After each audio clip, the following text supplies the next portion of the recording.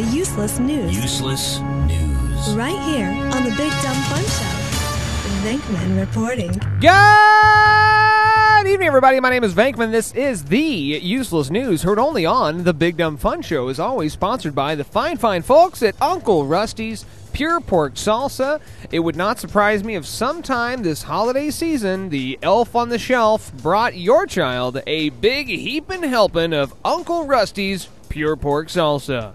Detectives are looking for two men who were caught on surveillance tape stealing about 300 pairs of panties from Victoria's Secret in downtown San Diego.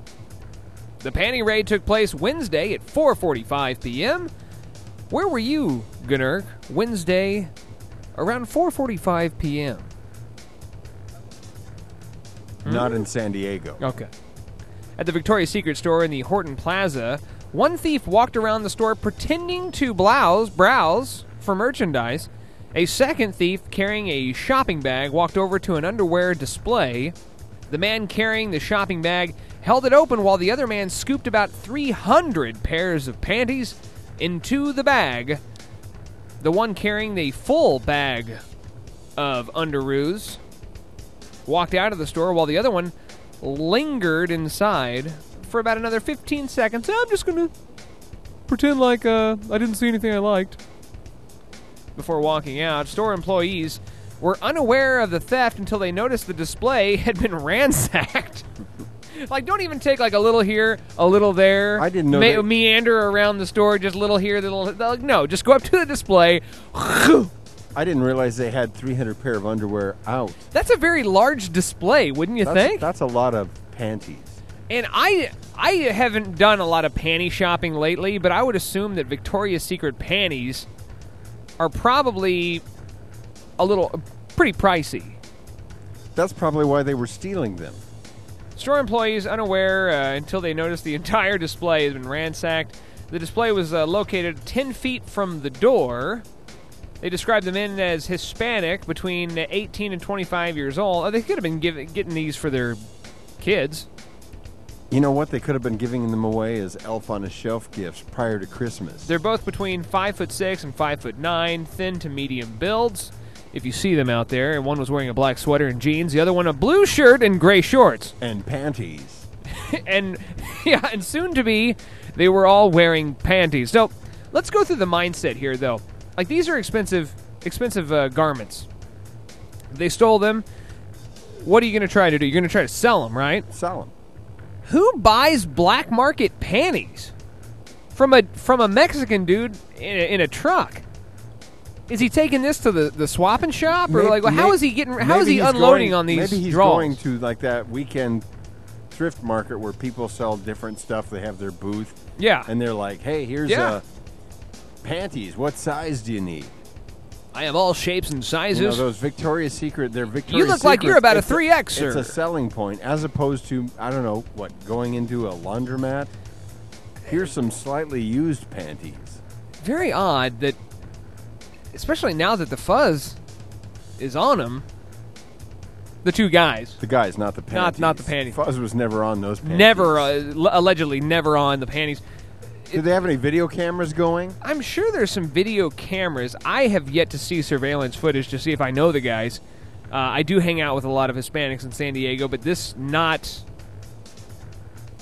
haven't been able to identify the perps.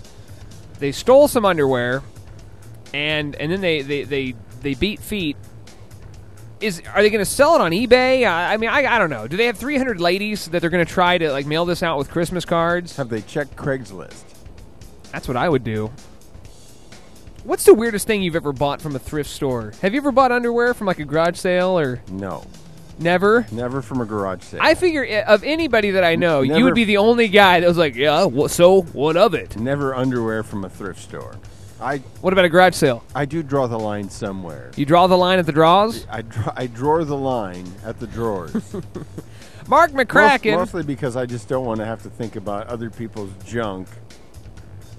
I have to wrap my mind around dead man suits, right? And shoes of dead guys that I'm probably wearing from a thrift. Because I'll thrift store shop all the time. I love it. and I'll find something like, oh, this is great. And Look then at these the more I dead start guys' thinking underwear. about it, I'm not buying underwear, but the more I think about it, I'm like, the reason why this is here was because someone either didn't want it, but if it's a good condition, I'm like, why would they not want this? And I'm like, oh, you know what happened? Someone probably died, and they're cleaning out the closet. Well, maybe they lost a lot of weight. That ain't gonna happen. You always keep your fat clothes just in case. Mark McCracken of Marion, North Carolina, is an author of a computer program called the Lottery Picker that he says will help boost your chances of winning the Powerball or the Mega Millions. I can only assume, Gnurk, you're not one of the winners I am last here. week. I'm not from Dearborn, but I'm thinking of visiting there very soon. McCracken says one of his clients purchased as many as 1,000 slips at a time. He himself is thousands of users that use this software. He sells the software for just $140 a pop. It works based on algorithms using past numbers, of which I can't understand exactly how that works, so I delved a little bit deeper into it. Apparently, it has a database of all the numbers that have ever been drawn, and it looks to seek out winning combinations. Using statistics to analyze that past data, they Absolutely. probably can find most frequently drawn numbers. Yeah, because Do you think when he does a software update, he says, "Release the McCracken"? Software. I would have to do that. Like, that's how you launch the software. Release the McCracken software. So isn't the lotto random? That's the question they ask. Well, it is theoretically, but I think still you can look at the drawings that occur and try to predict some statistic probabilities. Yeah. Or it's just a lot of BS and he's selling that software for $149. Smackaroo! Hi-oh! You know what I like to call that? What's that? Easy money. Absolutely. Tonight's easy money moment of the week is Mark McCracken selling BS software that could win you the lottery, yet he hasn't even won the lottery. If it was that good, he'd write the software, win the lottery, and retire.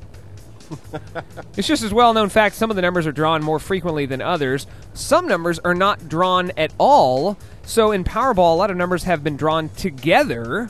You know, some numbers just 24 and 25. Maybe they just get drawn together a lot. Like they have a higher probability. In the past, they've been drawn a lot. So he takes that information and tries to predict new numbers. It goes through statistical information like that. He has yet to win himself, but one of his clients has.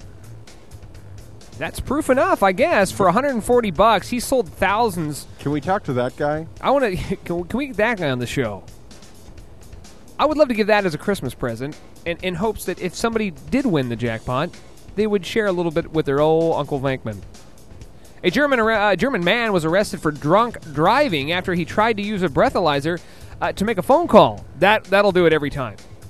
Yeah. Bernard Becker, age 41, made the mistake after police stopped him for a random breath test in Coburg.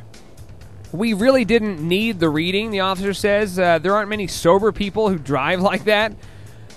Becker was stopped during an early morning spot check and asked to blow into the device, but after seeing the officers in front of him, he insisted on calling his lawyer on the device. That'll do it. My name is Venkman. That's the Useless News on the Big Dumb Fun Show. Submit your own crap to the show. Useless News at BigDumbFunShow.com.